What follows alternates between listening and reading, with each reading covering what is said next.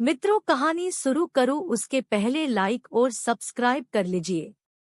वर्ष 2022 में जब वह हाउसवाइफ थी, सासू माँ ने एक सुंदर गुलाबी रंग की साड़ी भेंट में दी थी। उसे वह साड़ी बहुत पसंद आ रही थी क्योंकि उसका पसंदीदा गुलाबी रंग था। सब कहते थे कि उस पर गुलाबी रंग बहुत खिलता था। सास ने उसे पास बुलाया और कहा, तुम एक भली सुगृहिणी हो, ये साड़ी किसी को कभी मत देना क्योंकि इसमें जरी का काम भी है, वो भी खालिस सोने का। ये साड़ी मुझे मेरी सास ने दी थी और तुम इसे अपनी बहू को ही देना। ये सासू माँ थी उस जमाने 2022 की, जब उसकी सासू माँ बेहद मितव्ययी थी। उनका उन्हें साड़ी देना बड़ी हैरानी का विषय रहा क्योंकि उन्होंने कभी कोई भी वस्तु उसे भेंट में नहीं दी। यह बात वह जानती थी। एक हाउसवाइफ का उसका सफर जारी था। उसने गुलाबी साड़ी बड़ी हिफाजत से संभाल कर रखी। वर्ष धीरे धीरे 2070 की ओर उसका बेटा बड़ा हो रहा था। बहू ढूंढ के लिए उसने बेटे से इस बाबत इच्छा जताई तो बेटे ने तुरंत माँ को मन की बात बताई। उसने एक रोबोट तकाशी जापानी कंपनी की पसंद कर ली है। कहता था, माँ यही ठीक रहेगी। कुछ समय से जिस हिसाब से एडजस्टमेंट है तो देखा कि 21वीं सदी में तलाक बहुत हो रहे थे। जापानी कंपनी की रोबोट पत्नियां बहुत हाई टेक हैं।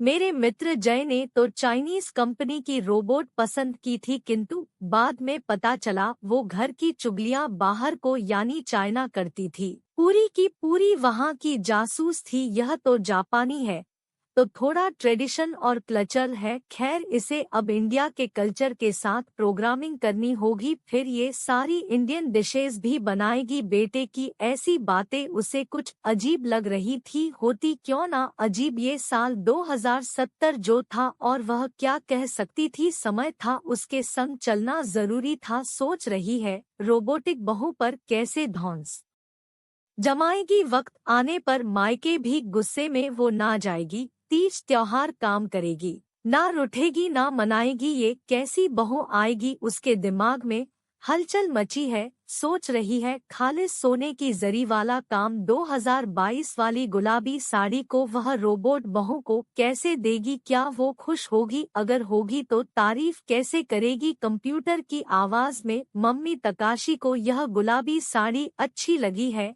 यह साड़ी ओसम है, धन्यवाद धन्यवाद धन्यवाद। उसके मस्तिष्क में यह आवाज गूंज रही थी और वो पीछे 2022 को देख रही थी।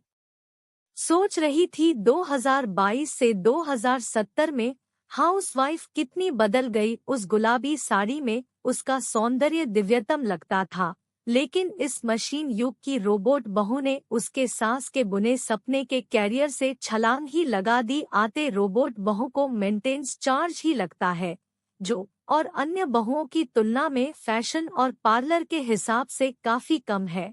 नए श्रृंगार पटाव की डिमांड लगभग खत्म ही हो गई है। समय बदला था। हाउसवाइफ को सर्वप्रथम परिवार में सबका ख्याल रखना पड़ता था। उसे मशीन की तरह सब कार्य करने पड़ते थे। फिर समय थोड़ा बदला, थोड़ी अपने प्रति सजग हुई। दूसरे युग में वह सबके साथ अपना ध्यान भी रखती थी। तदंतर फिर समय ने करवट ली, केवल अपने तक सीमित रह गई और आगे कहानी बेटे को पता थी तो उसने रोबोट को ही बहू बना दिया। ना रहा बांस ना बजी बांसुरी। मित्रों, कहानी कैसी लगी कमेंट करके बताएं।